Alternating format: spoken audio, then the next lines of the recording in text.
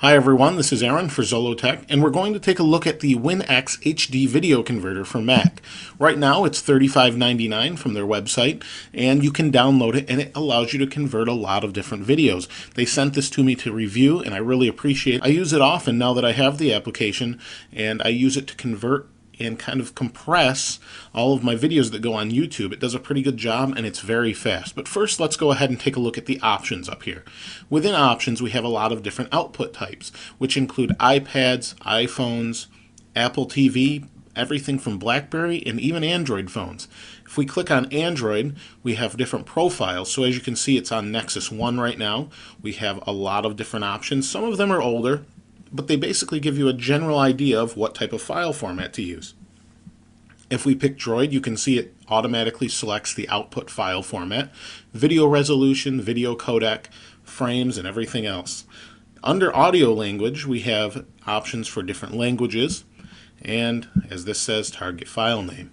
So you can rename your file. But that's just in the options. Let's go ahead and hit cancel here. Now when we want to create a video or convert a video, what we would do is, here we have some videos I haven't uploaded yet of reviews for YouTube. All I do is click and drag them in here, and what we get is what codec it's in currently and the start and end times. We can rename the file and in the output folder, but basically you get the idea. So what we'll do is select what we want to use. Now as you can see, we have a lot of different options. We have general video, Apple TV or Apple, and within Apple we can convert to different things. We have HD video, cell phone, Microsoft, you name it. So what I normally convert to, because we'll go to general video, what I normally go to is to YouTube because I want to upload to YouTube. And within the settings, it auto selects the setting. I find the video quality is not of the quality I like to upload at 1000 kilobits per second, so I changed that to 10,000 kilobits per second, and it seems to do the job. As you can see here in the audio quality, it's 128 kilobits per second with sample rates, and you can select all of these. It will change the volume across the video, and in the video quality, again, we have different options for your output image size, your frame rate, your output format, and your resolution. In this case, I would want 1080, but we're not seeing that here. So what we need to do is simply click on HD video and then go to HD YouTube. Things are organized based on the type of video you want to do, but it's basically all the same interface. And again, we'll do 10,000, and again, keep aspect ratio. We don't want 720p, we want 1080p. This is a new MacBook that has a quad-core i7 processor in it, and as you can see, it shows 8 cores, and that's because each core is double-threaded. So what we can do is select how many cores we want to use. I want to use all of them.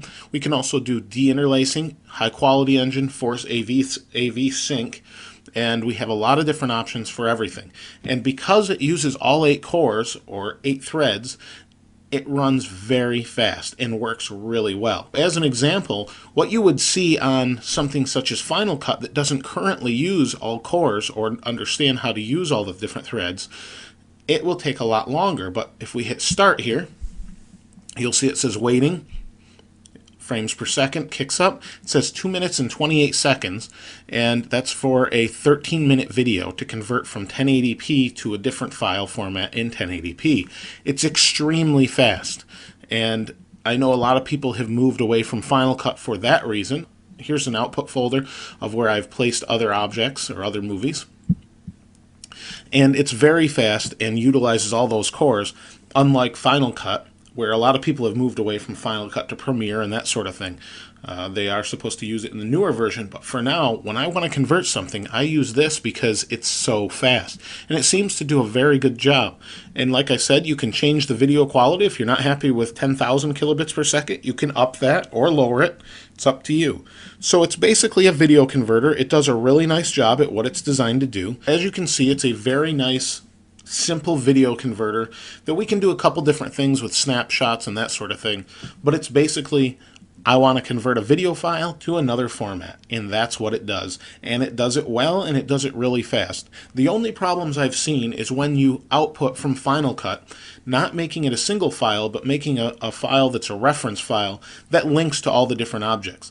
This program will crash when you try and actually output a file from that. When you drag your file into here, it will crash. That's the only issue I've seen. But since a lot of people don't output just to a reference file and to a normal video file, this shouldn't be a problem for the majority of users. But if you're trying to do that specifically, at least this version, of which I believe is the current version from them, crashes and can't handle the file. For whatever reason, it doesn't see the other parts of the reference file, and I think it doesn't know how to handle it, and it just gives up and crashes. So that's pretty much it. Now, if you have any questions or any uses that you've used this for that you find to be very helpful, please comment below. Thanks for watching. This is Aaron. We'll see you next time.